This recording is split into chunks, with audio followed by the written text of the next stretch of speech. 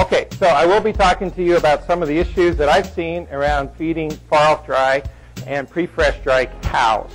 As Ron has already said, my work in herds is with herd consulting. I do go out to farms with colleagues, with students to troubleshoot problems in dairy herds.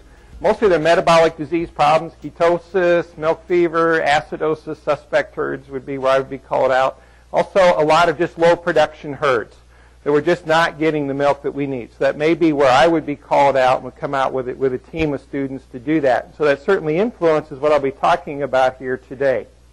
So as part of this work, I probably do 12 to 18 very in-depth herd investigations every year.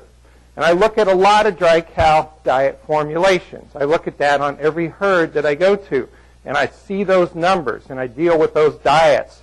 And what have I learned doing this for almost 20 years? That I see nutritionists are all over the place on their dry cow rations in terms of the numbers that they're using for those nutrient specs. And I see not only different numbers, but I see lots of strongly held opinions on what works and what doesn't work in these particular dry cow rations. And rations that work very well on one farm don't perform well at all on other farms. That's true for lactating diets, especially true for dry cow diets. So where does that leave us? And how do we think about these things? And then just to add a little insult to injury from what I've seen out in the field, also if you go to talks or listen to research presentations, which I get to do, you get conflicting claims about what's good for feeding dry cows. And we could start with high energy, high intake diets. For a long, long time, we were very sure that we need to get enough energy through the dry period. We wanted to do everything we could to get intake into those cows, and that was the right way to go. Now, the pendulum has swung. We hear more talk about lower energy, low intake diets. What's right? I'm in the middle on this, okay? And I see places where both can work, but we don't want to be on either extreme. So just to answer that one, 2 or more groups of dry cows, that's what we have thought for a long time. Now we're getting a lot more advocacy for one group dry cow systems. I'm going to stay with the 2-group system with very few exceptions as far as being the optimum for performance of those cows. And we've heard about pen moves, and we get some discussion about that. Is it the pen move in a dry period that's challenging for the cow, or is it the diet change? So there's another conflicting piece of evidence. I don't think the diet change is what's difficult. I think it's the pen change.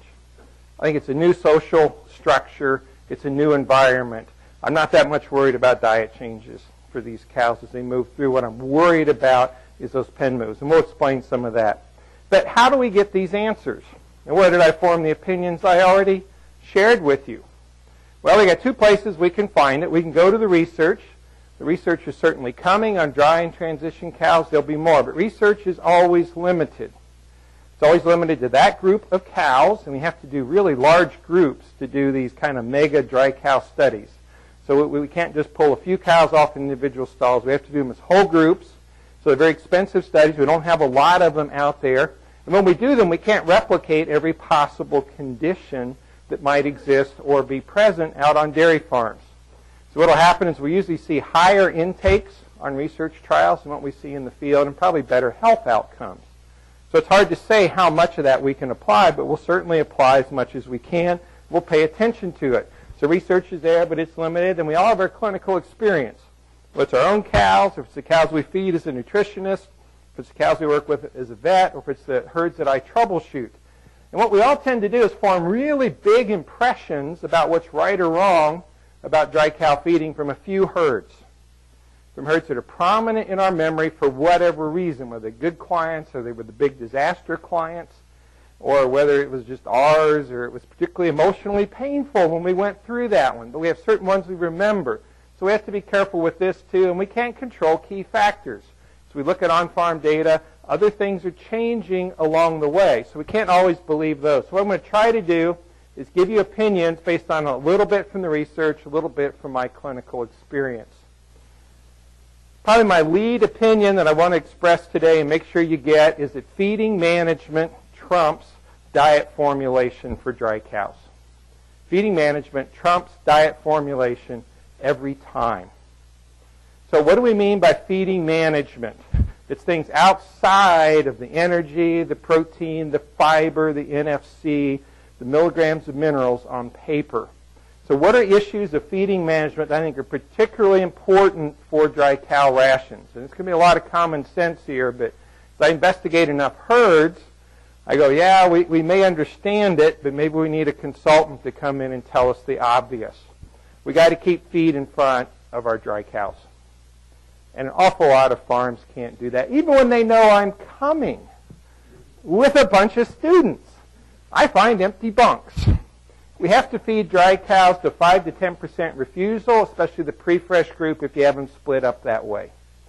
You've got to go for that much refusal because that's probably the most dynamic pen on your farm. Your post-fresh pen may be close to as dynamic as that pre-fresh group is. We have to allow a lot of refusal. A respected colleague of mine, or acquaintance I should say, Dr. Charlie Sniffen out on the East Coast, he said when he goes to a farm and he observes an empty bunk in a pre-fresh group, that's an emergency. That's the equivalent of a down milk fever. Stop everything. Somebody go start up the mixer wagon, start up the unloader, and feed those cows. Because pre-fresh cows are just waiting for an excuse to go into negative energy balance, put fat in their liver, and when that happens, they look okay until they calve, but they're programmed to fail after they calve. They get retained fetal membranes, they get ketosis, they get DA, and a lot of those cows are gone. So we must keep feed in front of those cows so they can get the intake. Obviously, feed mixing and delivery must be consistent. And I mean fanatically consistent. I mean, is it okay to feed that group plus or minus a half hour? No, that's not okay.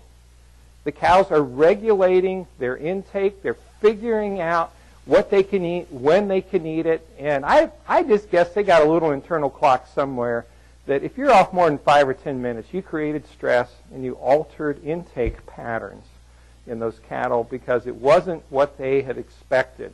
So they want it the same way. These are all hard things to measure and quantify, but they're certainly going on out there. Obviously, we've got to deliver the right amounts. The mixture scale's got to be working.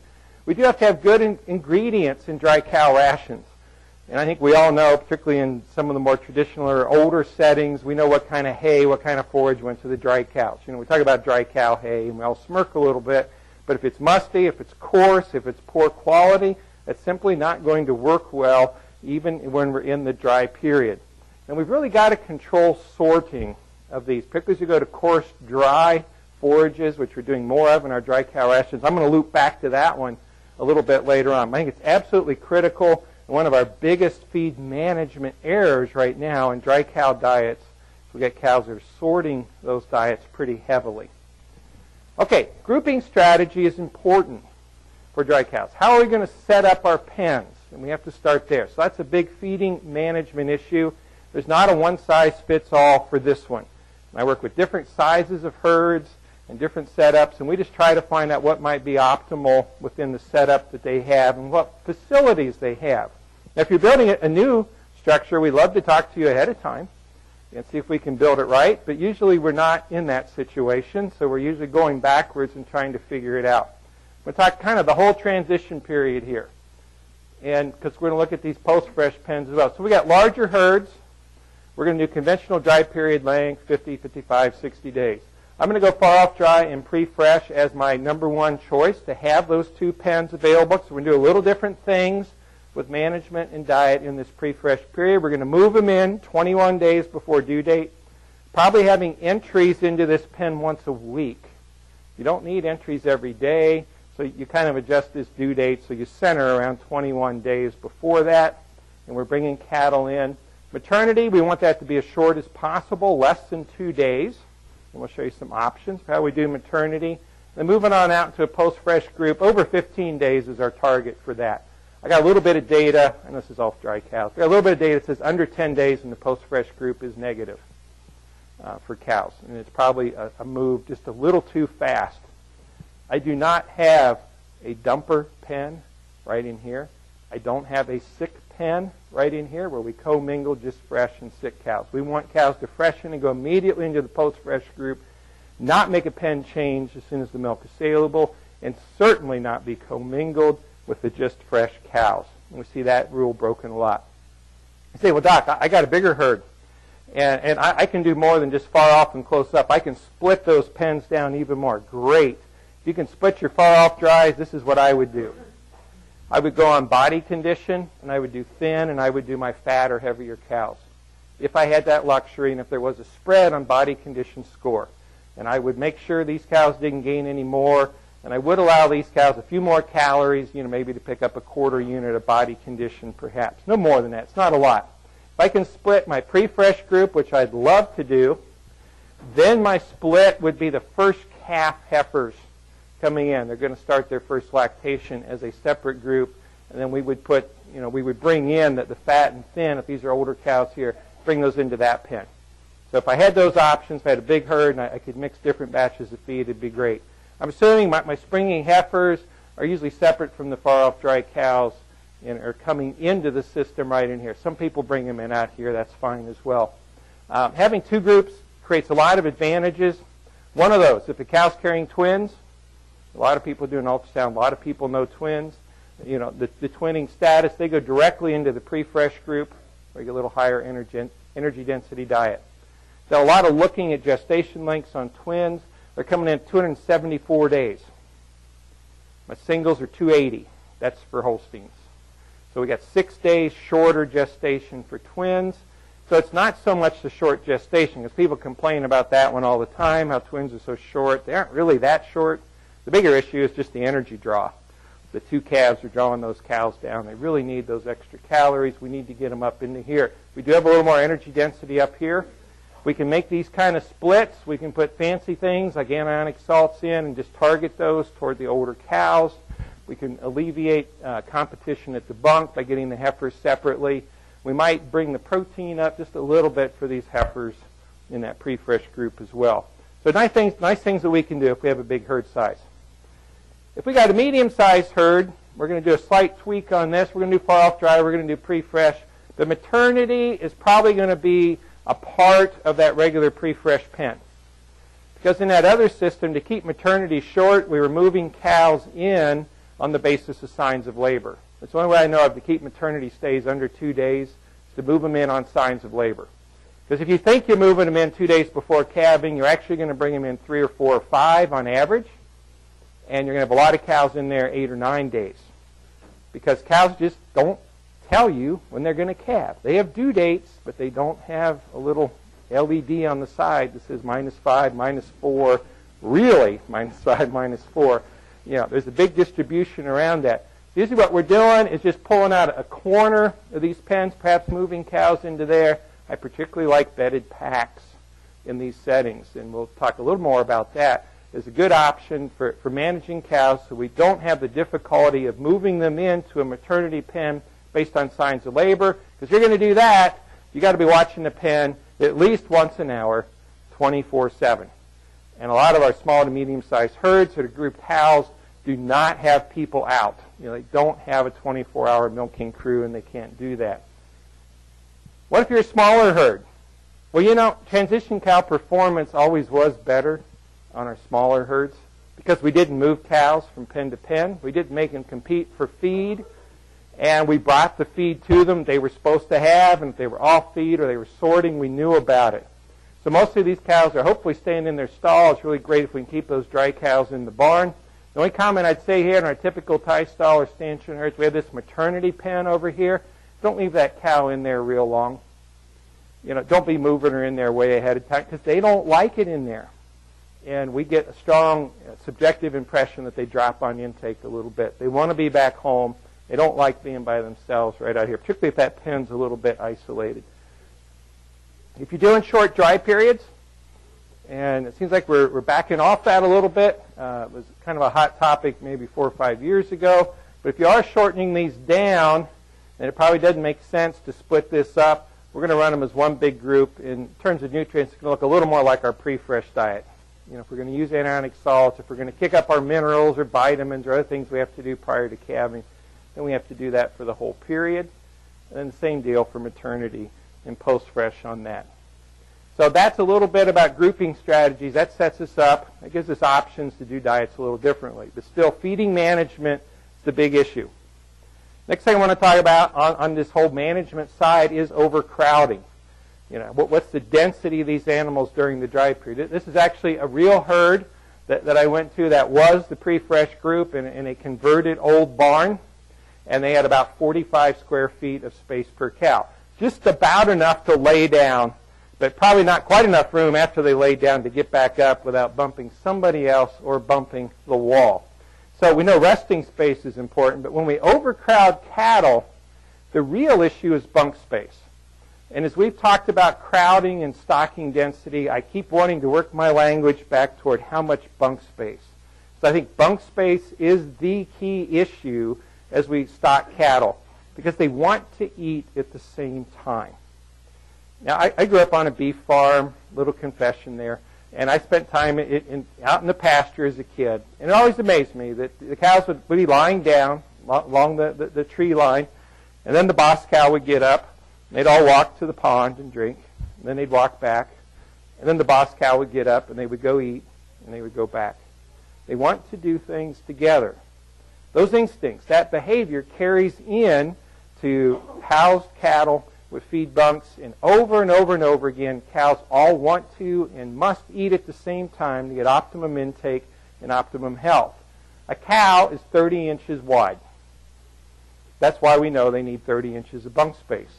If you've ever watched and seen cows go up to a bunk with no dividers, no headlocks or anything, and just see how many come up to eat when the bunk is full and go back and measure it, it's almost always 30 inches. I've seen first calf heifers go down toward 26, 27. Jerseys haven't done that exercise, but it's really pretty close if you just measure the size of the cow. That's about how wide most cows are. So we need this bunk space. It doesn't affect the whole group. It just affects the low social rank cows who cannot go up to eat when the rest of the group does. So they wait their turn. They may overeat, or what we've seen lately is they just don't compensate. They wanted to come up and eat at a certain time. They didn't. They get up later. Maybe they get up 2 hours after the optimal time or an hour, and they don't catch up with their dry matter intake that they should have had. And I'm a little scared if they do, because if they do, they may have overeaten, which could set us up for acidosis in our lactating cows. So it's just the low social order cows. So we really got to be careful about this and especially avoid insufficient bunk space at critical times. Because right around calving, if they don't get the feed they need, they go into negative energy balance, they store up fat in the liver, and off we go. And that whole cascade of retained fetal membranes, DAs, etc., and there we are. We've known about this for a little while. This is some data from a former resident in our group who just very carefully kept dry matter intake numbers, tracked it well by pen in some large dairies. These are actually New Mexico dairies. And he just counted cows relative to the number of headlocks. Assuming he had 30-inch headlocks. These were dry lot dairies. So they had plenty of space to go out and lay down. So this is about bunk space. We would need at least, well, if they were 24-inch headlocks, we'd actually need to be, we start to become overcrowded at about 85% actually.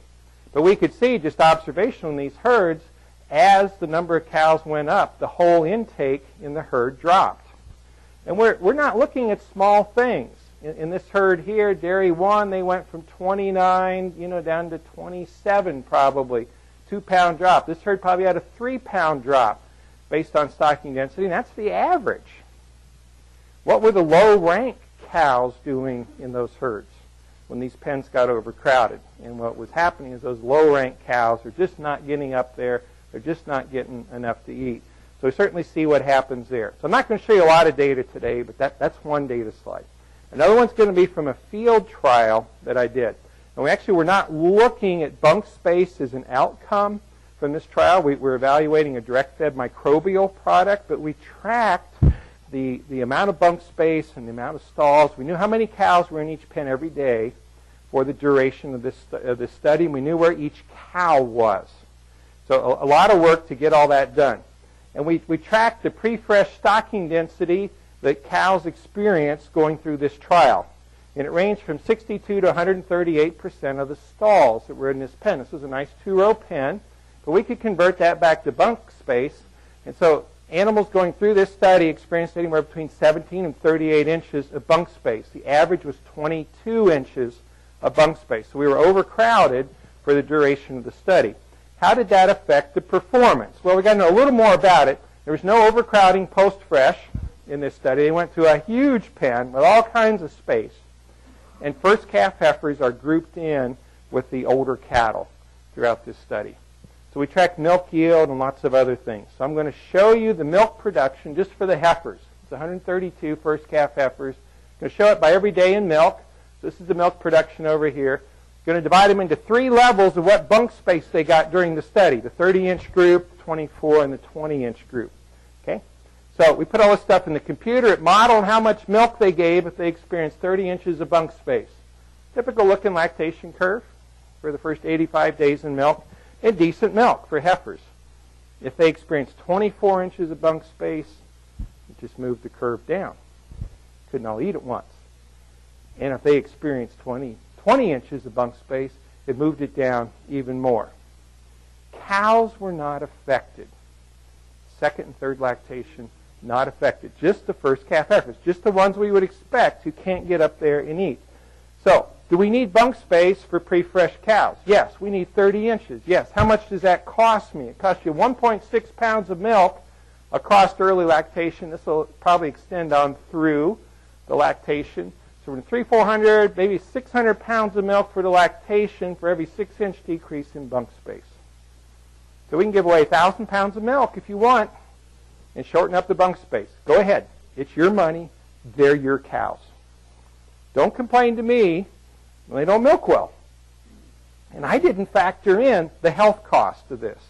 And to be honest, with 132 animals, I didn't have enough statistical power to do that. But you short these cows on bunk space, you lose every time. Well, you don't lose. The cows lose, and then they pay you back for it. Okay, so that's bunk space. And if those of you who worked with our group at Wisconsin know about us, we're the guys that are stuck on 30 inches of bunk space, have a hard time talking about anything else. I just showed you the data. Okay, pen moves. We got to make sure we don't move these cows too much. So what happens when we move an animal from one pen to another? So this is another part of management that's important. Just to move causes stress. If I can be a little bit anthropomorphic, I'll say, what does an animal think when they're moved to a different pen?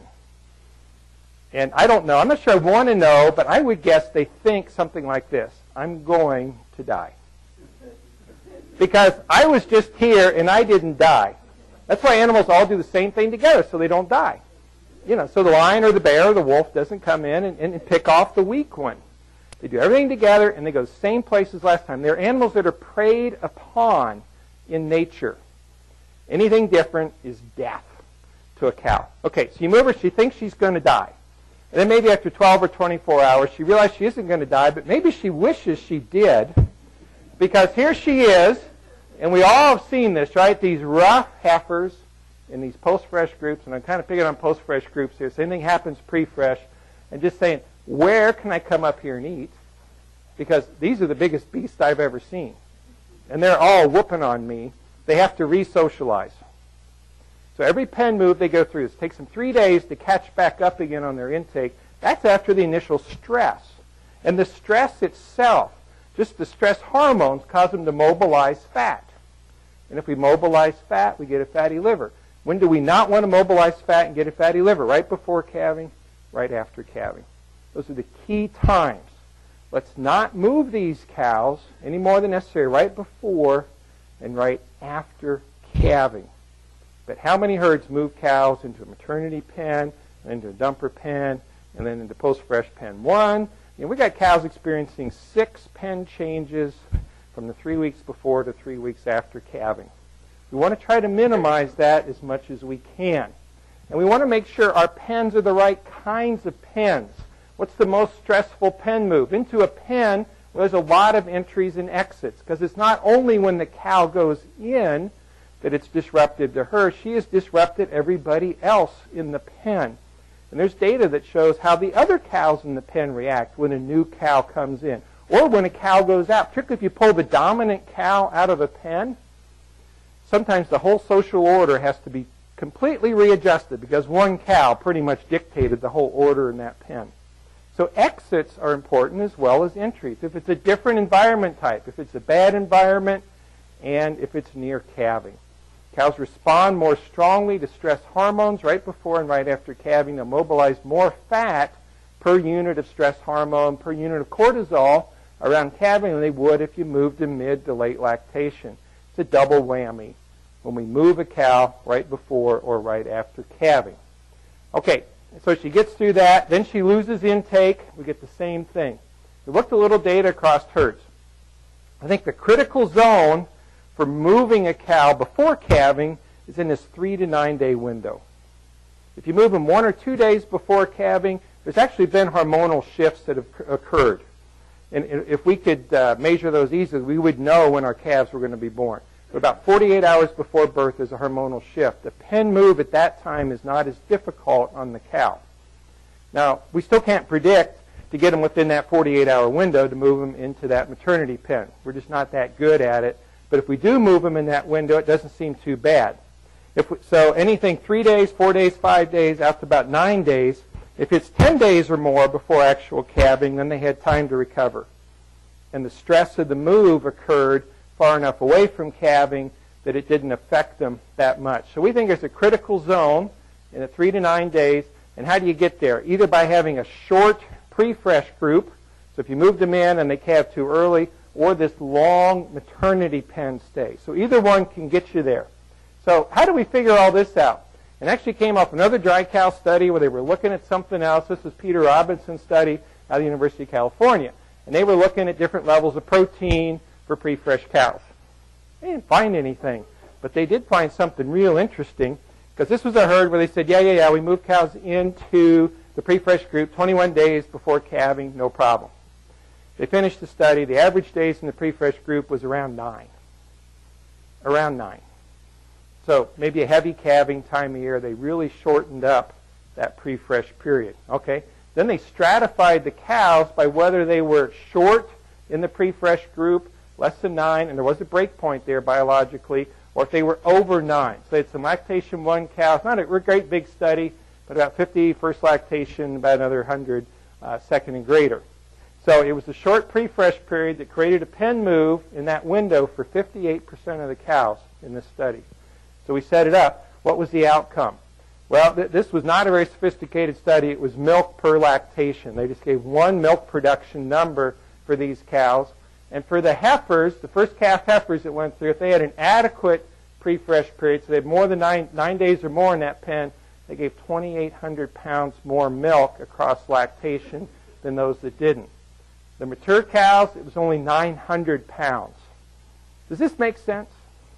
That should make perfect sense, because who is affected most by the stress of a pen move? It's a heifer, and it's going to carry on through calving. And it's the same kind of numbers I was showing you before. It's a little bit like the overcrowding. We're talking, 1,000, 2,000, maybe 3,000 pounds of milk for the young ones. We were going to herds and looking at some of these numbers, and herds that do a nice job with their dairy comp and record their pen moves, even into maternity. I like that.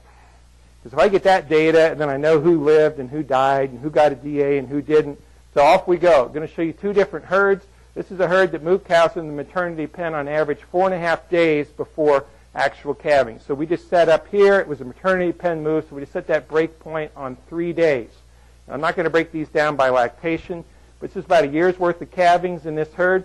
Sold or died before 60 days in milk, 3.6%. If they were in there at the short time period where the hormones have already kicked in, it really doesn't hurt to move them at that point.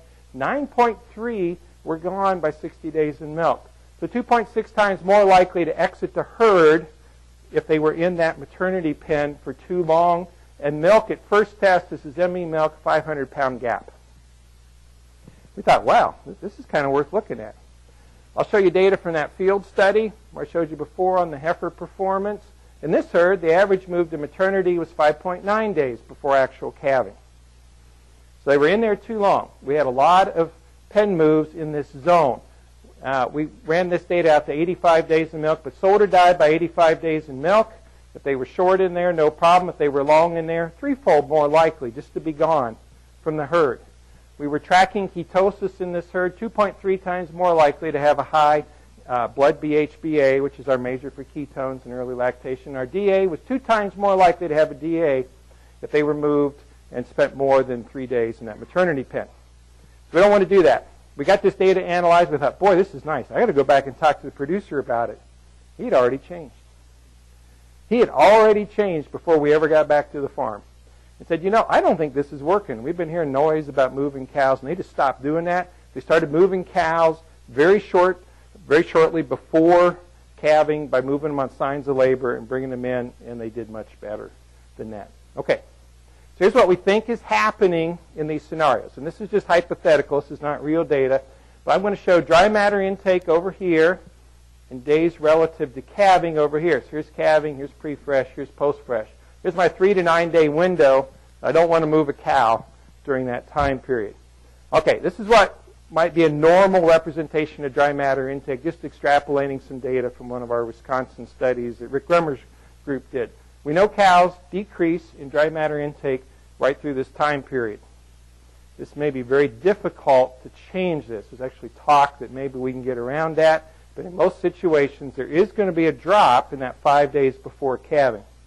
Okay, the next line is we moved a cow actually about 15 days before her real calving into the pre-fresh group. We know it's going to be 3 to maybe 5 days to catch up. What we think happens is they do get caught up again, and there's no problem with the pen move out here. But if we put the pen move right in here, they're just starting to drop, and we superimpose the pen move on top of that. What we think happens, they just drop even more, and we know that cows that have very low intakes here tend to carry those low intakes on through lactation. They also produce less milk. What we really are worried about is the cow that does something like this, that comes in, gets moved, really gets hammered. Maybe it was a heifer, maybe it was a cow that had some other sickness, and they started, and right there she died. Now, given that 11% of our cows in Wisconsin dairies don't survive to 60 days of milk, this happens to a lot of cows. Something like this could be going on. So lots of factors, all these things trumping diet formulation again. To say a word or two about maternity pens. I get to see a lot of maternity pens. I see some real good ones. I see some ones where I don't think I'd want to have a cow giving birth there. It's overcrowded, it's dirty, it's in a noisy, high traffic area. I've seen maternity pens on the exit lanes from the parlor. But why did we do that? Well, so we could watch them easier. Well, that would be one possibility, but also so you could disrupt those cows, so you could splash manure on those cows. It should be a nice, quiet place. And you just got to go look and watch for calvings. You can't stress cows to make it a little easier for you to see who's in trouble or not. They got to have bunk space. They got to have the right kinds of bunk space. I've seen little feed tubs, usually full of dirty feed. I've seen little bunks that are lower than where the cow stands, and they can't eat like that. The bunk needs to be a little higher than where they stand. I see empty bunks all the time because these are usually hand-fed pens. And boy, you can do everything right, put a cow 3, 4, 5 days in one of these messy maternity pens, and you just undid everything. You just undid everything that looked good up to that point in time. So please pay attention to these. For our freestall pre-fresh herds, this is what we want to see, these maternity areas for birthing only. And I did mention this before. So you got to have easy access from the pre-fresh pen. You got to check them every hour, and you just move them over. And that should be an easy thing to do. I've seen special gating arrangements to make it very easy to move cows out of that group when they're starting to calve right into there. It will interrupt labor a little bit. And for the first calf heifers, that might be an issue. And there's a little bit of data that says perhaps the stillbirths go up on those heifers. But if you make this as unstressful as possible, I don't think it'll be too bad. I think in a freestall pre-fresh setup, that's about all you got. These should be great maternity pens when they go. They're fresh straw, or if you're using a pack, we got to put at least 25 pounds of straw per cow per day in on top of that to keep that pack clean and dry. Obviously, away from matern alleys, 125 square feet per cow in our maternity pens. And even if they're going to be there for a couple of hours, feed them water. Feed them water available, especially water after calving. So just a lot of common sense things going on there. Where are we headed with some of this? I'm seeing more interest in herds, even larger herds, in bedded packs for that pre-fresh group. So let's talk about that one for a little bit. We'd set them up at 75 square feet per cow. To keep them clean, you got to add 25 pounds of straw per cow per day. That's the amount you need to make them work. Now, it doesn't mean you do that every day. Maybe add the equivalent of 75 pounds of straw per cow every third day. But that's the amount of straw you have to bring in. That's a lot of straw to keep cows clean in there. You still pay a little price for mastitis whenever you go to a bedded pack for your pre-fresh cows compared to free stalls, particularly to sand free stalls. So mastitis is your trade-off. And all we do is just set up a little corner area for maternity. Usually it's just a swinging gate and a head catch to assist with calvings, because it's really okay for them to calve out on that main pack. You know, the idea is get the calves out quickly once they come, so you still got to be there as much as possible. But we've seen this kind of setting work perhaps better than guessing on maternity pens, perhaps better than moving cows out of those free stalls. Okay, disadvantages, manure handling issues, depending on your situation, and the mastitis that we already talked about. If you go with the idea that we can use bedded packs for pre-fresh cows, then there's another iteration. There's another step we can go, and that's an all-in, all-out pre-fresh group. And we just got a little experience with this probably in the last year with some herds. We'll set up these herds, and usually got to be larger herds, with 3 different pre-fresh pens. So just call them A, B, and C if you wish. We will group cows to go into a pen once a week. So we're moving cows in. And if any cows are left over at the end, we're just going to let them kind of go through. And I'll show you a picture of this a little bit. We may have to move some back through. You're going to need a lot more square feet and more bunk space per cow on this system. Or not a lot more, modest amount more. But the trade-offs, we've had some really good experiences. So with this, we think it could be very well worth the cost. So here's just a regular situation where we have cows in a bedded pack. They come in, usually once a week is all we'd want. But if you bring them in more than that, okay, it's just more disruption. But there's cows anywhere along the due date line, if you will, in this pen. So that would be just one group, straight bedded pack. If we divide them into 3 pens, then it looks a little bit like this. So we're going to bring groups in. So maybe these cows come in once a week. We'll just pick off, usually an 8-day period compared to due dates. So these cows here are due in roughly 17 to 24 days from freshening. These are due 9 to 16. These are due 0 to 8. So this group was formed up about 2.5 weeks ago, and they've just been sitting there. And this group was formed up a week and a half ago, and they're just sitting there. And this group here was formed up. See, there are no entries except the one time when that group is formed. So then what happens? Well, those first 2 groups kind of sit there, and then this group, finally, they start calving out of here, right? We know they're going to calve out, but we're going to get to a point where another week is gone, and we got to bring another group in out of the far-off group. It's got to go in here. There's going to be a few stragglers in there.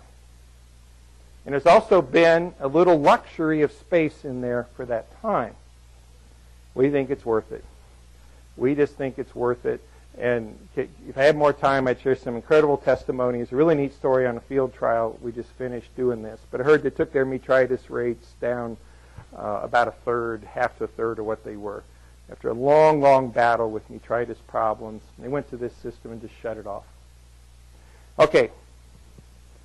Lots of stuff on management. Going to come back to rations a little bit. There's one circumstance that I've seen in my troubleshooting work that is almost a guaranteed failure in a herd that's struggling with transition cow health, with health problems. And this would be a herd that has low pre-fresh intakes already. And by low, I mean under 24 pounds probably for a mixed parity pen, or under 26 for older cows. So obviously Holstein numbers. Intakes are low already. We're kind of struggling to maintain positive energy balance in these groups already. And then they hear this great idea that you feed straw to pre-fresh cows especially, or far-off cows, and make the diets more bulky, and they really do much better. And that actually does work in some circumstances, but not this circumstance. This has been a universal wreck, as I've seen it, because what happens? They go in, we'll put straw in. Maybe we had some, but at least there's an addition of 2 or more pounds of straw into this setting. We drive these intakes down to 22, 24, even into high teens, and the wheels come off. I've seen turnover rates over 20%. on these. I've seen deads in the 12 to 15% range. That is the absolute wrong place to add straw for dry cows when intakes were already low. But if intakes were high, added straw, I think, is very beneficial in our pre- and post-fresh rations. So you have to know where you're starting. One size doesn't work. Well, how do you know? I'm going to throw out a suggestion. It's just a suggestion. Target 17 to 19 mega cows of NEL, that's per cow per day, for those pre-fresh cows. That's your target. If you are below that target, do not put in more straw. Do not put in more dry hay. If you are above that target, then you can put some more in. It's the idea of getting this just right. Not overdoing, not underdoing.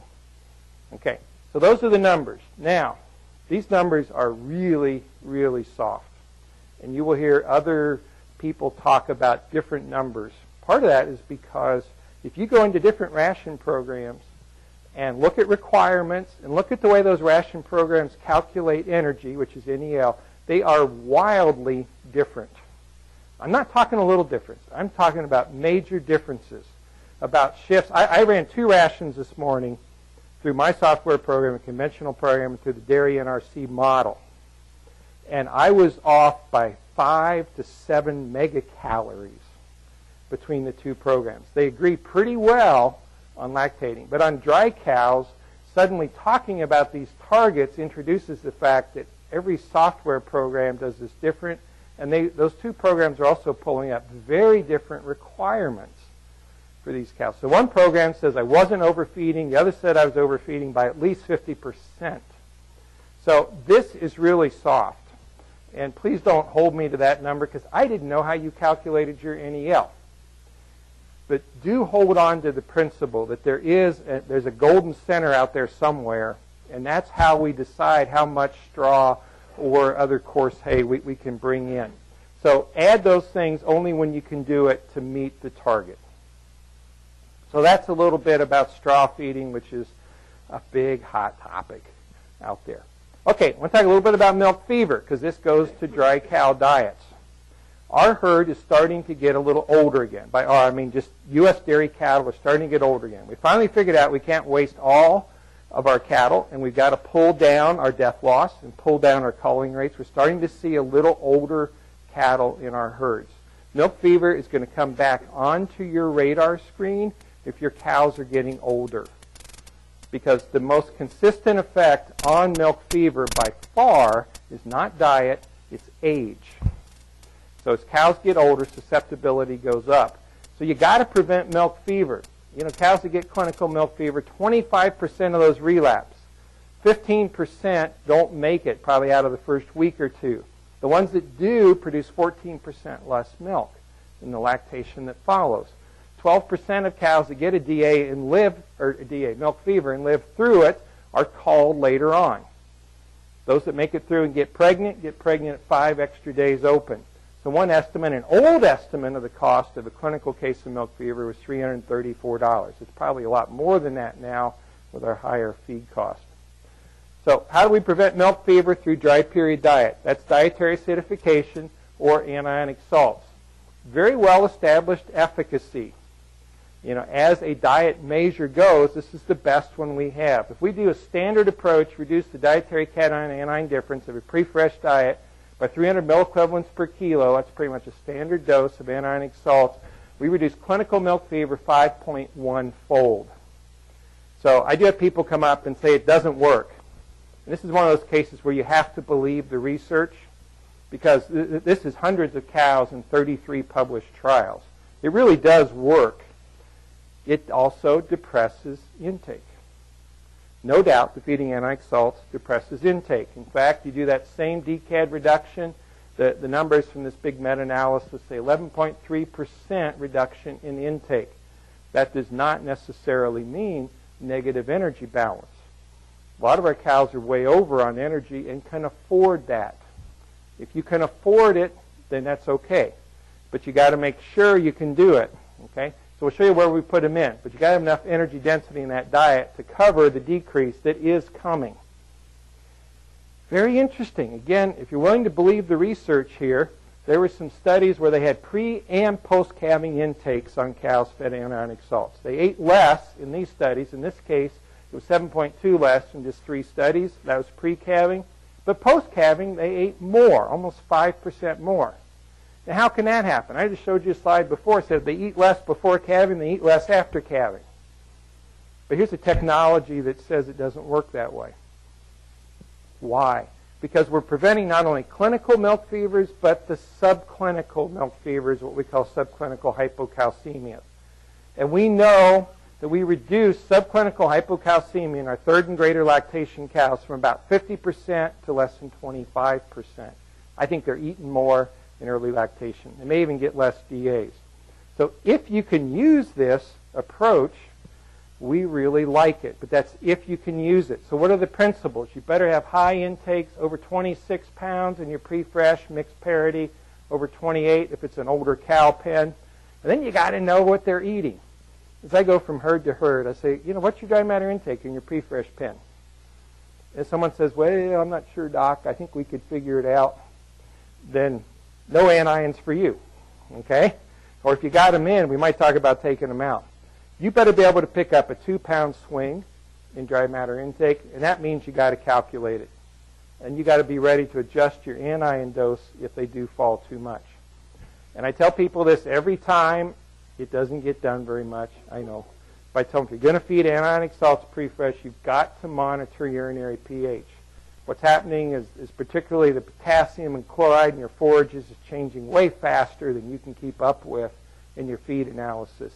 Here's a biological test. You got to go in. Of course, I got students. That makes it easy. We can get cows to urinate, but you got to give me 6 or more cows once a week, preferably 8 to 10. Just tell me what the urine pH is. It should be averaging around 7. And if you're much lower than that or much higher, let's alter the dose of anions that you're putting in. We got really good herds that do this. And if you do, this is a great technology. Okay. Last big issue I'm seeing in dry cow feeding is putting these dry, coarse forages in to try to bring the energy down a little bit. And as we said before, it can work. But I'm seeing way too much of this. This is a very sorted diet. Now, that actually even is a lactating diet. Didn't have a great picture of a sorted dry cow diet, but I've sure seen a lot of them. I got a big mental picture of those. That straw or coarse hay could give you good things in terms of intake and energy density. But if you don't pre-process it or grind it ahead of time, you're going to have trouble. And there's going to be long pieces in there, and they're going to sort it. Now, here's where I come down a little different than most consultants. When I'm putting straw in my dry cow diets, I'm making it fine. Much finer than most people would be comfortable with. 95% of my particles better be under 1.5 inches. That means off the top screen on your Penn State box. And you can take your chopped hay and put it in your Penn State box. Now, I know some people have said it should be about a third if it's chopped, pre-processed hay. I'm saying no. I think that's too much. When I see that, I see sorting most of the time. So I've got to get it finer than that. So I only want about 5% up on top. I want it all moved down to those bottom 2 screens. Say, oh, Doc, they'll get acidosis. They won't have a good mat layer in the rumen. They're eating diets that are 75 to 90% forage. They're not going to get acidosis. They're going to be fine. Plus, straw floats anyway, unless you dust it. And I know when you put it through a tub grinder, you get some dust. But still, we got to go this way. And I don't want anything on straw or a coarser hay over 2 inches in that mix. Because if I see it, I know the cow sees it. And I've just done enough of these comparing that. Oat straw very rarely works for us. Too coarse, too easily sorted. A nice, soft, fine wheat straw. And that dry cow hay, just because you grind it up and put it in the mixer doesn't mean it's going to work. And a lot of that stuff winds up being too long. So just so you know, I actually do work every once in a while and get down and dirty, and we're just doing a little monitoring. What we compare the TMR offered to what was refused. The TMR offered, I want to see 7 to 12% long particles on that top screen, lactating or dry. A lot of people will buy into that for lactating, but they won't buy into that for dry. And they're given a pass on dry cow diets, there's 16, 18, 20, 24 on the top screen. And I just almost uniformly see sorting problems with that. Yeah, I usually want more in the middle and the bottom on that. But the big point here is comparing TMR offered to TMR refused. I'm going to give you an allowance of a 5% increase on the top screen from the refusal to what was offered. So if you're at 10% on the top screen of what's offered, refusal comes back 15 or less, I'm okay. If it's more than that, we got to fix something. We got to process better. Maybe we got to add more water. Maybe we got to have a different sequence of how we put those things in the mixer. But something has to happen to bring those in line. How much water? Add enough water to get to about 45% dry matter in your mix. And if you're really dry, that may be more water that can be practically done. Liquid molasses, it brings in water. It's also pretty sticky. So that certainly helps. I realize that both of these things reduce bunk life in the summer. So a lot of people, they want to feed dry cows once a day, maybe even every other day. But if you're making it wet and putting molasses in there, you might be twice a day feeding through the summer. Again, last group I want something to go wrong with. So I don't want to find empty bunks in pre-fresh especially. And I don't want to find hot feed in that pre-fresh bunk. Yep. The potassium, very good point. The potassium varies by source. Okay, they are not the same depending on the different sources. They can be higher than that. So you bet, and that plays back to your DCAD. So hopefully you followed what I'm talking about here. It's a picture that really is about feeding management first. Yeah, diet formulation is important. Energy density is important. I think we'll learn more about that in the future. Right now, that's a bit of a fuzzy picture. But I think if you get this feeding management right, we get there. And then I want to make the point that as you do these things, can you monitor dry cow performance?